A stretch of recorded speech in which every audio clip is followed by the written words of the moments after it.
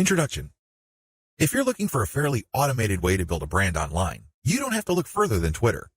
In fact, for the longest time, a lot of marketers and marketing companies have long considered Twitter as a great place for brand formation. If you're looking for an online brand, Twitter is a great place to start. It's easy to see why. Twitter is so easy to use. You just need to post a tweet that is 140 characters. You need to do it long enough. You have to pick the right hashtags. You have to pick the right content, and given enough focus and attention to detail, you will get it right. It's just a matter of time. Of course, this does not mean automatic success, but with everything else being equal, Twitter compared to other social media platforms is definitely easier to master. Why? First of all, it is very friendly to automation. That's right, you can automate pretty much everything you do on Twitter. This is why a lot of people use it to make money from the internet on autopilot. They don't have to babysit each tweet. They don't have to sit around to figure out what's going on. They can pretty much set a strategy, let software do it, let the process run for some time, double-check their work, make some adjustments here and there, and then let it run. Basically, they keep repeating this process until they get it right. Again, you can run things on autopilot. With that said, you shouldn't expect much traffic if you just started on this platform. I hate to break it to you, but just like with anything else in life, you can't start out at the top. You can't expect massive success without having put in the time. While the actual work involved in Twitter can be so well managed that it almost feels like everything is automated, it still requires work. I know this is going to discourage a lot of people because a lot of people are looking for get-rich-quick schemes. A lot of people are looking for some sort of one-size-fits-all, cookie-cutter, instant success formula. Unfortunately, Twitter doesn't work that way. It can deliver success pretty much on an automated basis, but you have to pay your dues to get there. Everybody is different. Everybody's situation is different. Everybody's goals are different.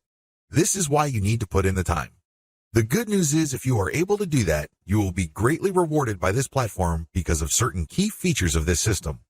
What is so great about this platform is that it has fairly easy mechanics. It really does. When people use Twitter for the first time, they just tweet away. They just think of things to say, and in 140 characters, they tweet away.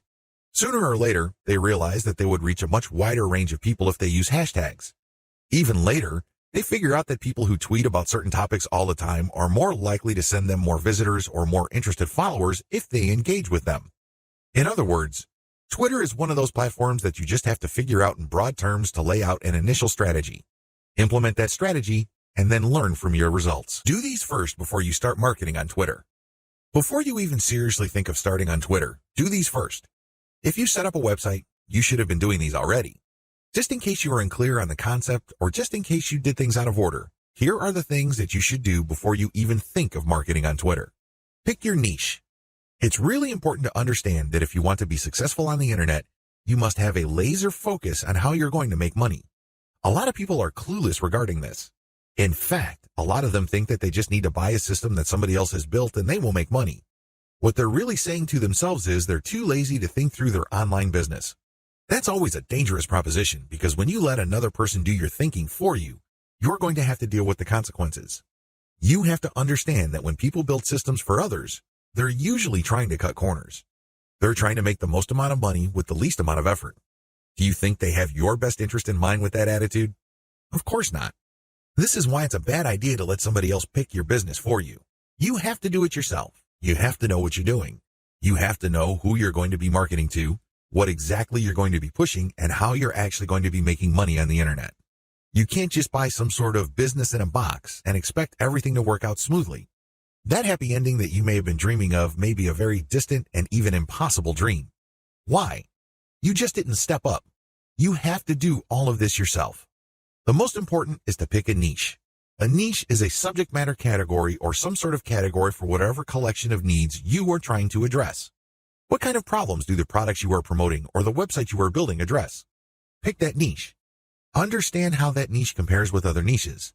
Understand whether it fits your amount of resources and your expectations. Build a site. You can outsource this. You can create a site that addresses your niche. When you're building a website, you're not just putting up a nice-looking online destination. It must do something. It must convert the traffic that you drive to that site into cold, hard cash. Create a mailing list. Next, you have to create a mailing list. This is crucial. Your mailing list is actually the payload of your website. Sure, you may be putting up affiliate ads on your website. When people click these and they land on the sales or landing page, they may buy something. When they do that, you get a commission. That's nice and everything, but if you really want to make money over the long term, create a mailing list. Why? Whatever credibility, respect, or trust you create with your website, you maintain with your mailing list. When you have an update on your website, you just publish the link on your mailing list and invite people to click through, and you have yourself a nice burst of traffic. I've got some bad news to share with you. The vast majority of people who visit your website will never come back again. That's the harsh reality.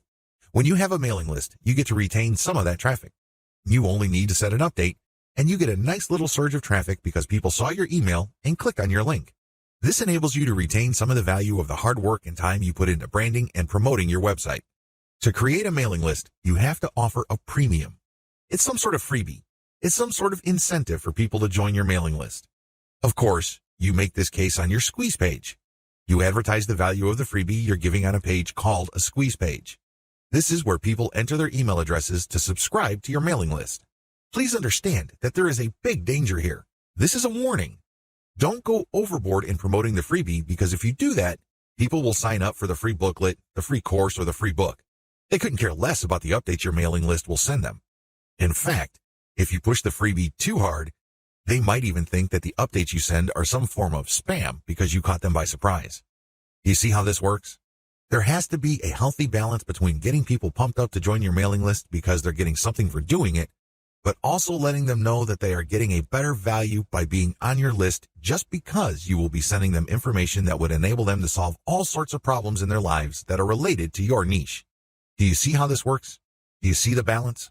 Create an ebook or report or some sort of high-value giveaway.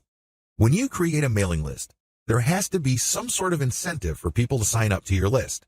I wish it were as easy as saying that your website is so awesome that your visitors owe it to themselves to sign up to your list.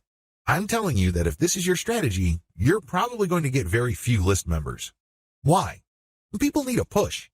They may be impressed by your website, they may like what you're doing, but this may not be enough to get them off the fence. To many people, entering an email address into a field is a lot of effort. You have to give them some sort of valuable incentive for them to sign up for your list.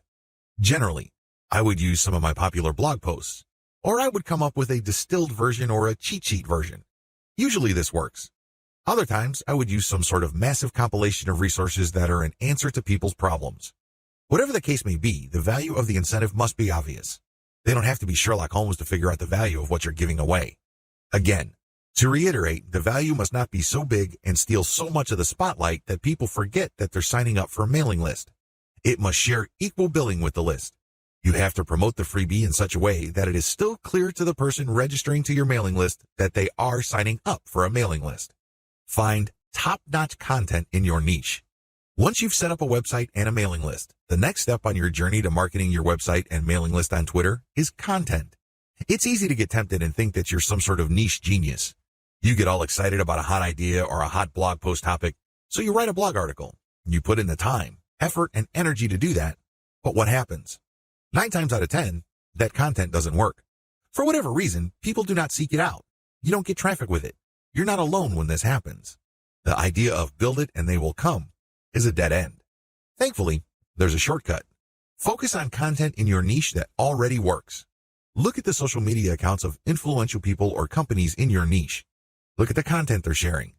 Pay attention to how many social signals they get. Do they get a lot of retweets, likes, favorites? Do they get shared a lot on Facebook? Using this objective social signal information, select their best content and reverse engineer it. Reverse engineering top-shelf niche content. Now that you have a clear understanding of what's hot and what's not in your niche, the next step is to reverse engineer your competitors' best content. How do you do this? First of all, you just focus on their topic. If they're talking about a certain personality in your niche, then talk about that person because obviously the fact that they're getting all this attention from your niche audience means people are truly interested in that personality. However, don't stop there. Come up with something new. Maybe interview that person directly, or maybe take some sort of controversial angle. Maybe you can give more complete information. Whatever the case may be, come up with content that is obviously superior. This is what's going to make your tweets more popular. This is what will speed your branding efforts up. I'm sorry, but if you're just going to offer the same content that everybody in your niche is already offering, there's really no reason the people you're reaching out to should follow you. Think about it. If they think that you're giving them the same stuff as other sites, why go to you? They can easily have gone to those other sites. Draw their attention based on familiar themes. Keep their attention by doing something a bit different. It doesn't have to be much. You don't have to be a hero. You don't have to go overboard. But it has to be different enough. Unfortunately, this is one of those things that you will have to figure out firsthand. You would have to do it through trial and error. You have to learn through trial and error. Set up consistent social media accounts. Now that you have followed the steps above, you can now start setting up your social media accounts. For starters, you should focus on YouTube, Google+, Facebook groups, Facebook pages, Twitter, and maybe Pinterest. Start with these. Later on, you can branch out to other social media platforms like Quora, Instagram, and others. Your social media accounts must be consistent with each other. Your headers must have the same design. Your biography and other text must have similar elements. The key here is to project consistency. Consistency indicates professionalism. You're not just some random person working out of your mom's garage putting up one random website after the other. It can also help you solidify your brand. If you make a good impression on Facebook groups and people click through to your Twitter account and they see similar messaging, they can see that you are consistent, constant, and offer different types of content. This would help them become more comfortable with your brand. This would help them view your brand as more credible. Commit to specialized content on your social media account. Here's the big danger with having many social media accounts. It's very easy to see that a lot of companies put up a presence on many different platforms. That's great and everything because you have many ways of getting new traffic. The problem is they post the same content across the board. This is a problem. When people approach your brand on Twitter, they're looking for content that is slightly different from the content they would expect on Facebook groups, your Facebook fan page, and definitely your YouTube channel. You have to be aware of these different expectations and give them what they're looking for. Oftentimes, this is as simple as the form of content you offer. Obviously, when you're on YouTube, it would suck if you just offer blank videos of somebody reading your articles. That's not going to work. At least bother to use slideshows with the article. Preferably, you should have some sort of video spokesperson who speaks directly to the people during the video. Each platform's content must maximize the format requirements of that specific platform. Get ready to go manual or full auto. At this stage, you have set up your Twitter account. It is brand consistent. You already have lined up the best content you have researched from your competitors. This content has a lot of likes, shares, comments, and other signs of engagement. This is third-party content produced by others. When people click the link, they go to somebody else's website. They do not go to your site. Why in the world would you share this stuff? What's the point of driving traffic to somebody else's website? Well, it really boils down to credibility. If you make it your job to get all the very best content involving your niche and sharing it from one central place, you become credible and authoritative so much faster than if you just publish your own content. First of all, it's going to take a lot of time to reverse engineer the very best content and come up with your own version. It can also become very expensive. Time, after all, is money. Even if you're not paying a professional writer from places like Ozkey.org, who charge very reasonable rates, coming up with original content can still be a very expensive proposition for you. Why? It will take a lot of your own time to come up with that content. You probably have better things to do. You probably have other things you could be doing that would currently pay you more money. Third-party content is a lifesaver. This is called curation. You take the best content that everybody else has to offer and then you share it through your social media accounts. Here's the secret though. You share that content to draw people based on their interests. For example, if I find top-notch content on content marketing and I have a Twitter account that sells content marketing services, it would make a lot of sense for me to put all that high-quality and highly popular material in my Twitter feed, but from time to time, I would share my own original content. My original content would build credibility for me based on what I raise in the content.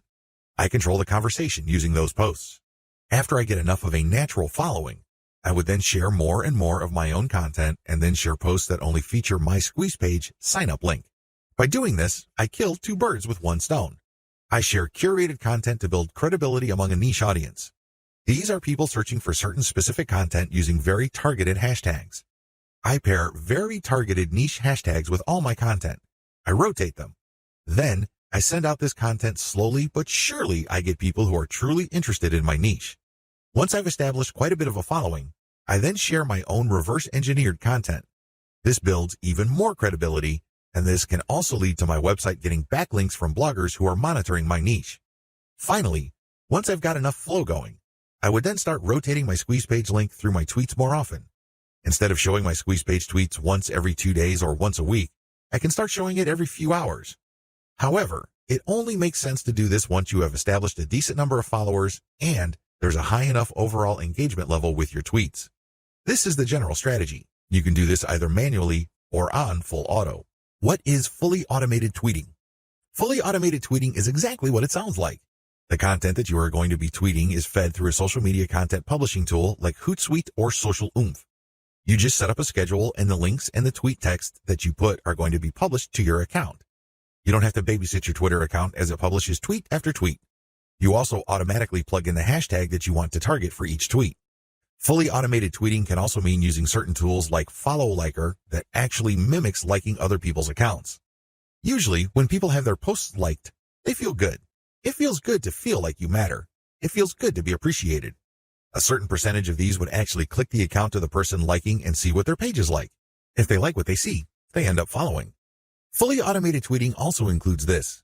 You basically automate publishing, but you also automate engagement. There are many tools currently available on the market, but here's a bit of warning. Twitter is cracking down on bot-like behavior. While few people will have problems with automating publishing, most people would view automating liking or automated favoriting or listing with more suspicion.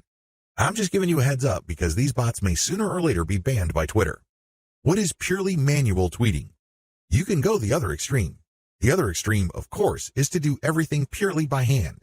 Not only do you find the very best content by hand, you filter them manually, you post everything manually, you also engage manually.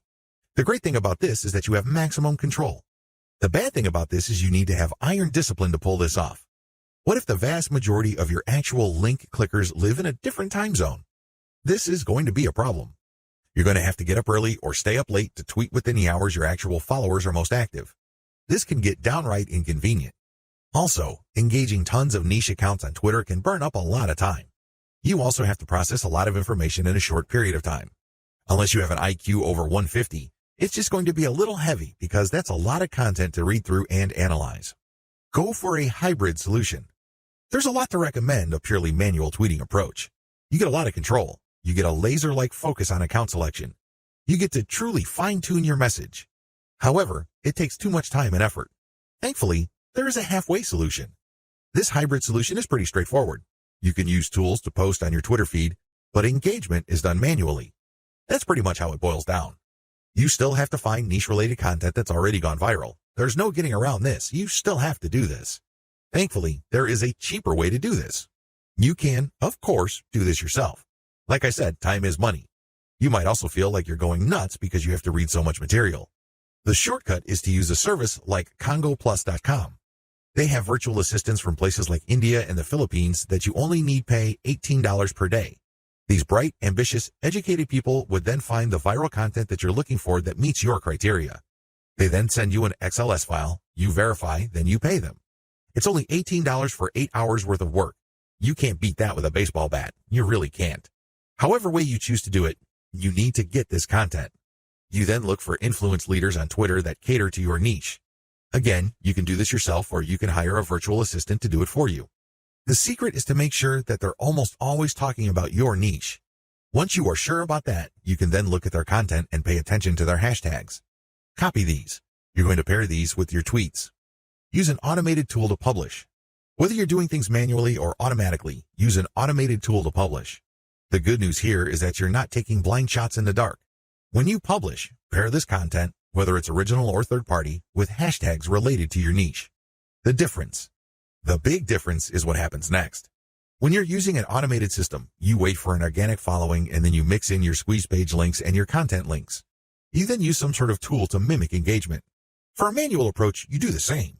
You wait for an organic following to increase and then you mix in your own stuff.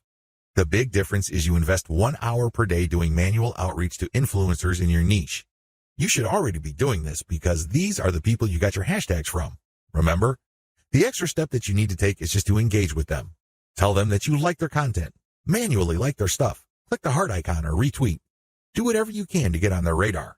One-to-one or person-to-person engagement is crucial. You have to get on their radar. Again, you can try to automate, but it can be ham-fisted. Also, it may be so obvious or clunky.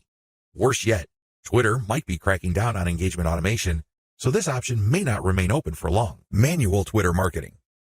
Assuming that you have decided to go the manual route, here's what you need to do. You have to budget your time. If you think you only have 1 hour to spare, make sure you give it at least 1 hour. This means stick to 1 hour exactly or go a bit over, but you need to make sure you put in the time. Find niche leaders. First, you need to find people's Twitter accounts who talk about your niche. Enter the keywords related to your niche into Twitter to find those accounts. How do you know these keywords? Where do you find these keywords? Here are the steps. Create a Google AdWords account. Don't get scared, this is free. Create a free account. Use the Google AdWords Keyword Planner tool. Enter websites that you know are competitors of yours, and alternatively enter well-known websites that you know are in your niche. You should get a nice listing of keywords using this technique. Once you find these keywords, look up those keywords to find even more related keywords. Make sure that these keywords get a decent amount of traffic. Read these keywords and be convinced that they are actually related to your niche. Once you have a nice clean list of keywords, plug this into Twitter to find accounts. There's a shortcut to this. You can use Congo Plus's $18 per day virtual assistants to do this for you. For only $18, you get a person's full 8-hour day of labor. This person can use Google AdWords for you, find the right keywords, filter the keywords, go through Twitter, find the accounts, get the hashtags, and follow those accounts. Follow real niche-specific accounts. Once you've done the above steps, you should be able to identify the accounts of people in your niche on Twitter. This is where you need to make a judgment call. You need to look at enough of their tweets to see if this person truly cares about your niche. Is this person really a niche expert, or does this person tweet about your niche from time to time? These are two totally different things. Follow real niche leaders. What are the benefits of manual Twitter marketing? When you identify and engage with niche leaders on Twitter, you get the following benefit. First of all, you get niche-specific hashtags. Second, you get a chance to get on the radar with people who are really experts or authorities in your niche. These people can open a lot of digital doors for your business. They can retweet your actual content. This can lead to niche-specific audience members visiting your website. They can interview you and possibly link to your website. You can interview them and establish some sort of professional friendship. You can get invited to conventions or symposiums or workshops. These can be tremendous networking opportunities. There are just so many ways you can benefit when you reach out to people who are already established authorities in your niche. Don't be antisocial. Don't think that you can be successful just with your own efforts. It doesn't work that way because there is a network of really credible people on Twitter already who have the influence that you're looking for. Why not just piggyback on their influence? Why reinvent the wheel? Manual tweeting, pros and cons. Manual tweeting, as we have defined, involves automated publishing of content that you have manually selected. This is content that you have curated. The publication is automated, but your engagement is manual. You're going to find niche-related accounts. You're going to engage with them manually. You're going to tweet, leave comments, so on and so forth. Here is how the advantages and disadvantages break down. Pros. The first advantage is to get a higher level of engagement. You actually get to say to these people what you think. You get to interact with what they have to say. Maybe they're critical about your idea, so you explain your position to them. You give them a counter-argument. You ask for examples, or you rebut what they have to say. When you do this, you're not engaging in a pissing contest. Let me be clear, this is nothing to be emotional about. Instead, you use this as an opportunity to prove to them that you know what you're doing. True experts will accept the fact that not everybody will agree with them. When these experts are satisfied that you argued your position well, even though you don't agree with them, they respect you. They also respect you when you give them information that they may not know. This can lead to instant expert status. You only need to do this a couple of times with the right people and, believe me, they become your cheerleader. Another advantage is you get access to a pre-qualified niche audience. When an authority leader interacts with you on Twitter, they're actually publishing their conversation with you on their feed. This is a big opportunity. Don't blow it. When they respect you enough to keep responding and you give them one top-notch answer after another, they might even retweet a tweet of yours. This is a bonanza. Why? These people are already experts on Twitter in a specific niche field. This means that they have attracted people who consider them authorities. When they engage with your content to the point that their followers see your brand and your content, you get access to that audience. Psychologically, people would see if the person that I respect and admire so much respects this other person who I don't know enough to engage with them respectfully. I should pay attention. If this keeps up and the person who they follow keeps repeating your stuff or keeps engaging with you, it's only a matter of time until some of their audience members would jump over and follow you as well. Please understand, this is not a zero-sum game. It's not like they would unfollow the one expert to follow another expert. Instead, they're already following one expert and they would just follow another expert. They would be following an additional expert. You're increasing the social influence pie instead of fighting over somebody else's influence. They're not losing out. Another advantage to manual tweeting is the speed at which you get backlinks. I cannot emphasize this enough. If you want to boost your website's SEO and you want to get more search engine traffic, you will need backlinks. You can get this much faster when you do manual engagement. The people you're engaging with are in a better position to see that you know what you're talking about. You get to earn their trust and their respect faster. Once this happens, they are more likely to interview you or share content that you posted on your website. Whatever the case may be, this produces a backlink. This backlink really is a measurement of respect for your authority or an acknowledgement of your credibility. It acts as a vote of confidence. The more you reach out to a lot of authorities, the more high-quality backlinks you get. This can boost the overall ranking of your website. Finally, you may be invited to speak at conventions, workshops, or seminars. People might ask you to submit an original article that they would be publishing somewhere else. Best of all, you may get introduced to a big player in your industry. You might get a job offer. You might get some sort of consulting opportunity. Honestly, the range of opportunities available to you is endless. You just need to get out there. The best way to do this online is manual tweeting because you are in full control of your engagement. You craft the public persona you project, and this enables you to be more aware of opportunities as they flash into existence. Disadvantages. The big cons against manual tweeting should be obvious. It takes a lot of time. That's all I need to say. It should be self-explanatory. Second, it's content intensive. While content curation can help you tremendously, it can only go so far. You cannot become a global expert on a particular niche on Twitter and be respected by all other subject matter experts if all you do is share their stuff. That's just not going to happen. Ultimately, they're going to ask you, what about your stuff? What do you have to say? What does your original research indicate? You don't want to come up with a zero when asked those hard questions. Finally, there is no assurance that you will get some sort of alliance. I hate to say it, but certain niches really don't get much coverage on Twitter. You might be able to interact with a high level of niche authorities on Twitter, but that doesn't necessarily mean that they operate blogs that can then link to you. Still, on balance, manual tweeting on Twitter delivers more benefits than its costs. Manual Twitter follower generation. How do you generate followers organically on Twitter using a manual technique? It's as basic as finding niche-specific accounts and finding their followers. Follow these niche-specific accounts, but pay attention to their followers. Follow followers who you know are truly interested in your niche. This requires research. You actually have to look at their tweets or look at the stuff that they're retweeting.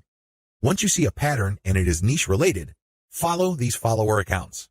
I know this is simple, but it's also effective. How to find the right niche influence leaders on Twitter. At this point, it should be fairly clear that you need to follow the right people on Twitter. Otherwise, the tips I've shared with you will not work. If you're just going to follow random people on Twitter, you don't know who you're influencing. In fact, you don't even know if you're influencing them at all. You have to understand that on Twitter, some people generally follow a general rule. If you follow me, I follow you. Nowhere in this does it say they're actually interested in what you have to say. That's a big problem. If you attract the wrong following, you're not going to get many results from Twitter marketing. In fact, the results you get would be the same as if you did not do Twitter marketing at all. That's a waste of time. You need to find real people. You also need to find real influential people. This isn't bad enough. You need to find real influential people in your niche. How do you do this?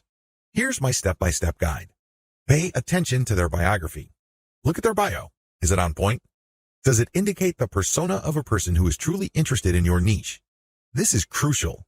If there are no niche-related keywords there, or it's not obvious that this person is part of your target demographic, and it's not some sort of passionate or credible enough authority in your niche, then this is probably the wrong person. You may be barking up the wrong tree. Look at their follower-to-following ratio. This ratio is simple. Look at the number of people this person follows and look at the number of people following this person. If this person's followers greatly outnumber the accounts this person is following, chances are this is a real account. It is not some bot that is fully automated. Instead, this person actually has influence because for how many people he or she is following, he is followed by hundreds if not thousands of more people. This is very important. If it turns out that the number of people following this person is pretty much the same as the number of persons he is following, it's probably not a good idea to follow that person. This person is probably just using some sort of software to take advantage of the fact that when you follow people, they follow you back. Some of them follow you back. Pay attention to their level of engagement. Look at the stuff that they talk about. Pay attention to their tweets. What do they constantly retweet? What do they tweet about? Are they talking about the same stuff most of the time? Does their account get a lot of retweets and posts, retweets and engagements? Do they get a lot of favorites? Is there a lot of engagement with the content they share? Even if this person is totally focused on your niche, but it turns out that their tweets don't get much engagement, they may not be all that influential. Becoming credible with them and getting access to their market may not work out for you. Their audience may not work out for you because they're not really authorities.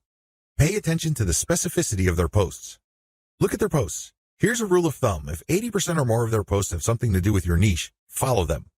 Follow them if all the other points I raised above apply. But if it turns out that this person's bio is on point, it has more followers in the accounts that he or she is following, it has a high engagement level, but this person focuses on generalized content, this person may be a dud. In other words, this person is some sort of Twitter celebrity. This person is only an authority because of their personality and not much else. They're not an authority because they focus on a niche. They're not an authority because they are truly passionate about a niche. People only follow them because they think their personality is interesting. So, what you get is some sort of individual celebrity market. That's not what you're looking for. You're looking for a niche audience. Follow and engage. So, what do you do when you find a niche-specific and truly authoritative account on Twitter? First of all, they have to meet all the criteria listed in video 5. Assuming they pass with flying colors, you follow them. Don't stop there. This is just the beginning. Once you follow them, you engage. Now, a lot of people have all sorts of misconceptions regarding what engagement means. Some people think that if they just click the heart button that they are engaging. They think that if they retweet that they are engaging. No, it goes beyond that. You actually have to engage in a one-to-one conversation with the person tweeting. You click the reply button. I'm not talking about the direct message button. I'm talking about the reply button. Here's where it gets a little tricky. You can't just use a stock answer like, hey, good post, or you're a genius. I admire you. I love you. No, that doesn't work. Those are worthless. Why? And true authorities get those all the time. They're credible. They know what they're talking about. So they get a lot of, hey, good post. You're a smart guy. You're a genius. So what? They get those all the time. You're not going to stand out. Remember, the whole point of engagement is to get on their radar. You want them to notice you. This is all but impossible if you're doing the exact same thing everybody else is doing. Everybody thinks that they're a genius already. Yet another guy piping up and saying the same thing is not going to register. How do you truly engage? Here's what I do. I ask questions. I know that sounds basic, right? But you have to ask the right question. You have to ask a question that indicates to the person loud and clear that you've read their post. Maybe you click through the link that they shared. Maybe you analyze their tweet. Whatever the case may be, your question must communicate this. Your question must get them to think or analyze or look at things with a new perspective. When you do that, you get respect. Why? You're pushing them. You're challenging them. You're not just asking a throwaway question that they already know the answer to. You're not asking something that they've answered 100 times before. You're basically letting them earn a chance to prove why people think they're experts. Most mature adults respect this. They're not scared by this. They're not threatened by this in any way. Even if you do come across somebody who has a thin skin or views this as an attack, you still gain authority and credibility because other experts are following that person. When they see that engagement, they quickly see that you actually have a working brain. Imagine that. You're not just a blind follower. You're not just another face in the crowd. This makes you stand out, even if the expert that you are asking questions to reacts in a negative way. It's on them. It's not on you because you're just asking a question. Of course, you have to ask in a respectful way. You cannot use loaded questions like, when did you stop beating your wife? Or how was it the first time you got hooked on drugs? You see where I'm coming from? Don't ask those types of questions. Discuss controversial points. Another way to get on people's radars is to focus on controversy. Now, please, don't mistake this for being a troll. I'm not saying that you're going to create artificial controversies. I'm not talking about stoking divisive issues. I'm not talking about any of that. You see, in any kind of subject, there will always be two sides. This applies to niche subjects as well. There's always the conventional wisdom, and then there is everything else. What if there are techniques or approaches or strategies that would get better results? For some reason or other, these are just not talked about. For some reason or other, these are kept under the rug. When you discuss these or raise these with experts, this highlights that you, yourself, are an expert. After all, if you fully explain these or fully describe these accurately, you are basically lecturing in an underhanded way people who are reading your tweets. You're letting them know of something that they may not have heard about. You are hinting at a body of knowledge that either they're trying to run away from or they may have an unclear understanding of. The fact that you tease this information communicates to them in a clear way that you are some sort of expert. Let's put it this way. You stand out from the crowd, and you're not just this random person saying, hey, good post, or you're a genius, or what do you think about this topic, which has been raised millions of times before. Whatever you do, focus on real engagement. This is the bottom line. Real engagement means real person-to-person contact. This means picking somebody's brain. This means sharing information on a real profound personal level. This may not be always comfortable. It definitely is not always convenient, but it's absolutely necessary. You have to reach out. You have to engage. You have to communicate. You have to get the point across. This doesn't mean that you have to always be 100% in agreement. However, it means that you do have to always be 100% respectful. I know this is hard to do if the person you are engaging would feel threatened or get soft on you in the worst way. It's very tempting to fight back. It's very tempting to push back. Fight fire with fire, right? Well, here's the thing. If they act in a very unprofessional way and you keep your cool, who wins? Your brand wins. People start seeing you as an authority. People start seeing you as an alternative. This is how you get on the radar. Either things work smoothly and they agree with you and will love to help you, or things don't work out. When things don't work out, you can still win. How? Through your professionalism. You just have to control your emotions. Twitter is notorious for flame wars, troll attacks, and all sorts of hassles. But if you're able to keep your head together and focus on what you're trying to accomplish, things will work out for the best. What happens when you reach high engagement levels?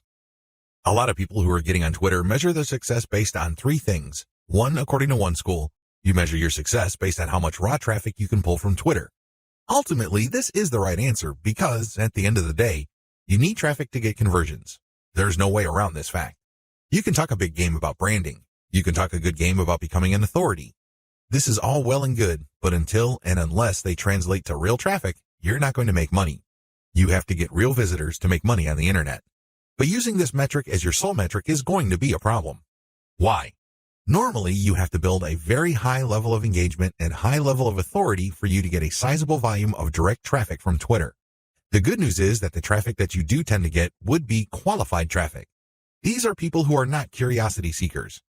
These are people who have nothing else better to do than to click random links. These are usually people who are interested in whatever it is you are saying, and by extension, whatever it is you are promoting. Another way to measure success on Twitter is the number of retweets you get. Again, this is good because it ultimately leads to traffic. However, in itself, it doesn't really lead to much. The same applies to people clicking the heart button that they like your stuff. They favorite your stuff. That is all good. It definitely is a great boost to the ego. But until it translates to traffic, it's really not worth much. Here's my answer. The obvious answer, of course, is traffic. But before we get to traffic, focus on engagement level. Try to get your engagement levels up. This means people are paying attention. This means people view you as an actual credible and authoritative expert. This means influence. If you have high engagement levels, a lot of things open up for you. These are tremendous opportunities that can take your business to the next level. First, you can pitch influential Twitter accounts for guest posts. If you get a lot of engagement from their accounts and then they're constantly retweeting you and constantly clicking the heart icon, and it means that they become your fans, this is an indication that there is an actual organic community that grew up around your content. This is a good thing, but just by itself, it doesn't really mean much. You have to convert it. You have to transform it into a usable form in one of the most useful forms of this. Usual payouts of this level of influence with influencers are to pitch them for guest posts. Now, of course, this means that they have to have a blog that's credible and has great SEO value in their niche. But assuming that's true, pitch them for guest posts. Don't be shy. It doesn't hurt to ask if they say no the first time. Continue to engage with them. Be a buddy. Challenge them. Test them. Earn their respect some more, and then pitch them again. Keep pitching until you get that guest post. Because sometimes you have to knock many times before the door opens. That's just the way things are. Keep pitching because for every single guest post you get, you may get a nice boost in Google search results. You probably don't need me to explain to you why that's a good thing. Ask for interviews. There are many influential people on Twitter that are either top dogs in organizations in your niche or they know people. Either way, when you get interviewed for a variety of reasons, you have arrived in your niche. Let's put it this way. They're not going to interview worthless people. They're not going to interview people who have no credibility. Why? Well, they respect their own credibility. They want to protect whatever status they have. One of the worst ways to do that is to interview people with no credibility. They want to build up. So, the fact that they're interviewing you signals to whoever respects them that you are worthy of respect. It signals to people that you are credible, that you are worth following. It tells people in so many ways what you have to say counts for something. This is a big deal. How come? You can leverage this interview that you've got as proof of your expert status. You can then contact influential publications in your niche to get backlinks. You can contact the networking groups, symposiums, and conventions to get speaking opportunities. You can always point to the fact that you got interviewed by these highly credible places. Another advantage you can get when you put in the time to manually engage with truly influential people involves blogging roundtables. Blogging roundtables are basically group interviews. The person holding the roundtable would come up with a general topic. For example, they're talking about general SEO trends in 2018, and then hit up a large number of people for their interviews, knowing full well only a small fraction would respond. If you get invited to turn in your feedback, you get a nice link. Imagine if the Blogger Roundtable was being held on the premier website in your niche. Again, it doesn't take a genius to figure out the dynamite SEO potential of this opportunity. Build a high-influence retweet circle. This final benefit escapes a lot of marketers. In fact, even Twitter marketers may be completely blind to this. This is one of the biggest benefits of manual engagement with influential people on Twitter can ever deliver. When you get these people to think that you are credible and that you are an expert in your own right. Eventually, you can count on some of them to automatically retweet your stuff. This is a big deal. Well, when you share your own content, or better yet, when you share your squeeze page direct link, you want truly interested people to click through. You want people who understand what your content is about to click through and possibly convert. In other words, you want highly qualified traffic. If your brand becomes so trusted and so credible in your niche among other Twitter users, you cultivate such a following. You only need to produce content and automatically you know they would retweet you. You can almost bet that a certain percentage of your followers would retweet. This can then lead to your content being seen by more of their followers, which can lead to highly qualified direct traffic. Don't neglect this benefit. Unfortunately, a lot of people do because this benefit grows very slowly. It also starts at a very low level. But of all the benefits, this is probably the most potent. Unfortunately, it also takes the most time, effort, and attention to detail. However, if you properly cultivate this, the direct traffic benefits and conversions you would get from being a part of a retweet circle will outweigh and will pay for all your costs. You can take this to the bank. Always optimize your content. It's really important to make sure that you identify your best performing content. This is not easy to do with Twitter. You basically have to pay attention to your website statistics and figure out which content update gets the most love from your followers. Once you have identified your best performing content, don't stop there. Don't just think that you're just going to have to come up with the exact same content. That's not going to cut it. Also, don't think that you only need to give your system a few days for you to identify your winning content. Here's the system that I use. Regardless of whether you are completely automating your system or you're manually doing engagements, you need to do the following as far as content optimization goes on Twitter. Step 1. Start with randomly selected content. Now, please understand that this content must be top content. Look at the reverse engineering section that I mentioned earlier in this training. You should know how to spot objectively good content. Once you're able to do that, create a massive list of all that type of content and then randomly select this content and publish it on your Twitter feed. Again, you can use Hootsuite or Social Oomph or some other content scheduling software. Let this piece of content run until a few weeks pass. Step 2. Review your results. If you give the system enough time to tweet and keep republishing stuff that you have tweeted before, certain patterns should emerge. With enough time, you will get rid of false positives. These are content types or themes that you think are winners. It turns out that they're statistical flukes. Their success, statistically speaking, is just coincidental. With a few weeks, however, of running time, you should get a clear understanding of which of your content are real winners. Step 3. Focus on what works. At this stage, you should have a clear understanding of what truly works. These tweets are no joke. If you tweet this type of content, you can rest assured you will get quite a bit of engagement and click-through from your Twitter feed. You need to create more of this type of content. If you don't have the time or resources to do that, you should find other third-party content that is just like your winning content. Focus on what works. Scale it up. Pair it with your squeeze page tweets. Pair it with your content that leads to ads or other conversion devices on your website. Whatever the case may be, you need to focus on what works and scale up once you've identified reliably productive content. Again, this takes time. This is not something that you identify overnight. You have to let the patterns play out. You need to let the statistical flow of your traffic even out over a long enough period of time. If you do this right, you will be able to shift your Twitter feed towards content that has a predictable level of engagement. This paves the way for the success of your Twitter campaign. Cross-feed your content among platforms. If you notice that you have winning content on Twitter, don't just leave it at Twitter. There's a good chance that people on other platforms would appreciate that same content. Take that content and share it on Pinterest or Instagram. If you are sharing third-party videos and they do really well on Twitter, share them on your YouTube channel. Whatever the case may be, cross-feed or cross-pollinate your content among different social media platforms. There's a lot to choose from. There's Pinterest, Instagram, YouTube, Facebook, Reddit, and Quora, among many others. Mix and match. Pick your very best content.